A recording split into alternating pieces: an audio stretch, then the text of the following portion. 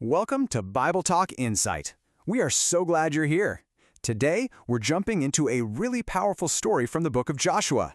It's a story of incredible highs and some truly devastating lows, and it reveals a profound truth. Sometimes, the most dangerous enemy we face isn't on some distant battlefield, but it's actually the one within our own hearts.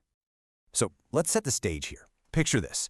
The people of Israel have just seen a miracle. The massive, impenetrable walls of Jericho, they just came crashing down, not from siege weapons or military might, but by the raw power of God. It was an absolute supernatural victory. And yet, in the very next chapter, this same army is completely routed, just humiliated by the tiny, seemingly insignificant city of Ai. So how? How could they go from such an amazing high to such a crushing low, so fast? What in the world went wrong? Well, right here in Joshua chapter 7, we find the core of the issue.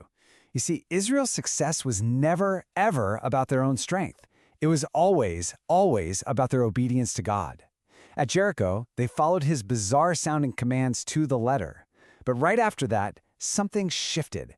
A really deadly enemy crept in, and its name was pride and self-reliance. And the contrast is just so stark, isn't it? At Jericho, the strategy came directly from God. March, shout, and watch me work. Simple. But at Ai, the leaders leaned on their own human assessment. Their spies came back and basically said, hey, this is an easy one. Don't even bother sending the whole army. Just a small force will do. They went from divine command to human calculation. And the result? Well, it was absolutely disastrous. You know, this wasn't just a military setback. It was a full-blown spiritual crisis.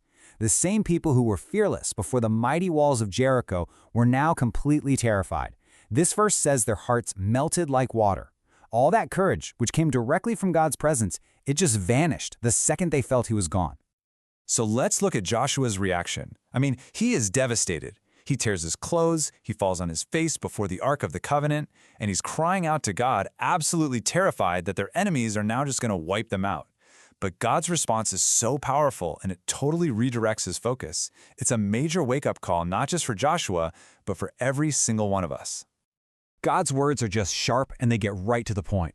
Get up. Why are you on your face? He makes it crystal clear that the problem isn't the strength of the Canaanite army. The problem isn't the failure in military strategy. The problem is sin.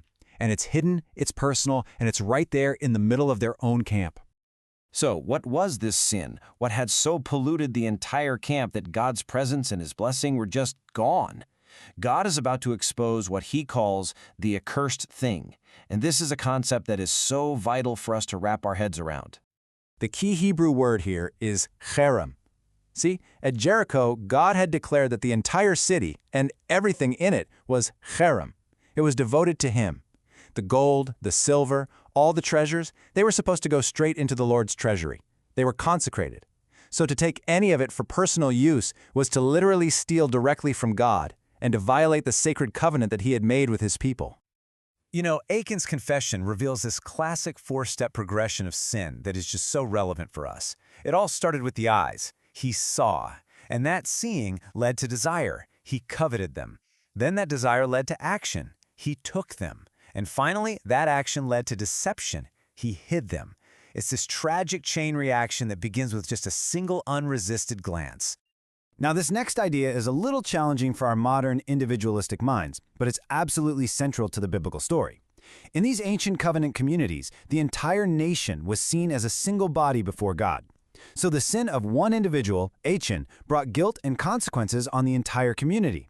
His private sin became a public crisis, troubling the whole camp and showing just how deeply interconnected their spiritual health really was. But God doesn't just leave them guessing in the dark.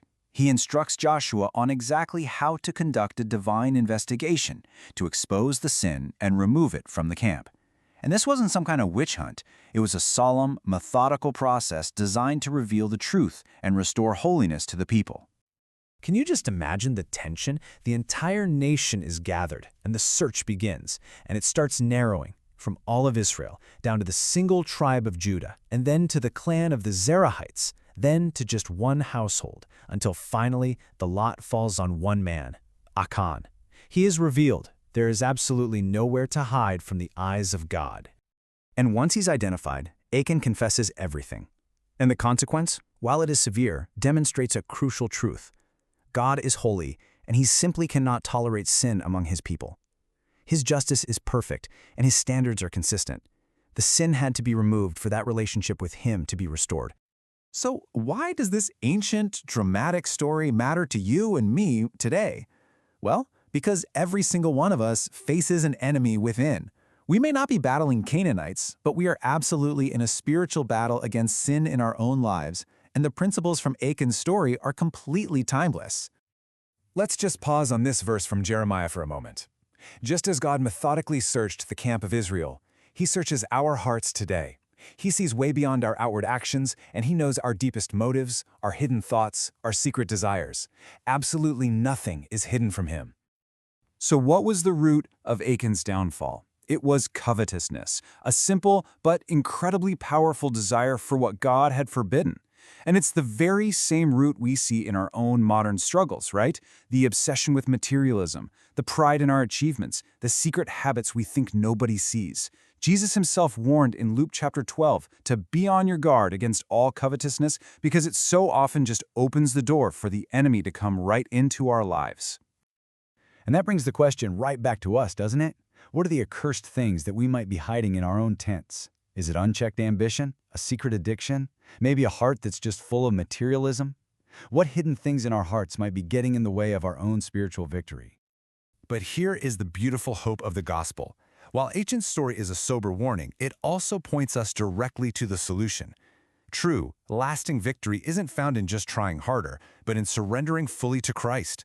When we allow him to conquer the enemy within us, and we choose to walk in obedience, we secure his divine presence, and we begin to experience true spiritual success.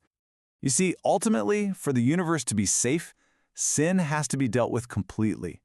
God has declared that this destructive evil will be utterly destroyed, and the beautiful promise is that for those of us who surrender our lives to Jesus, that destruction of sin happens in us, purifying us for an eternity with him.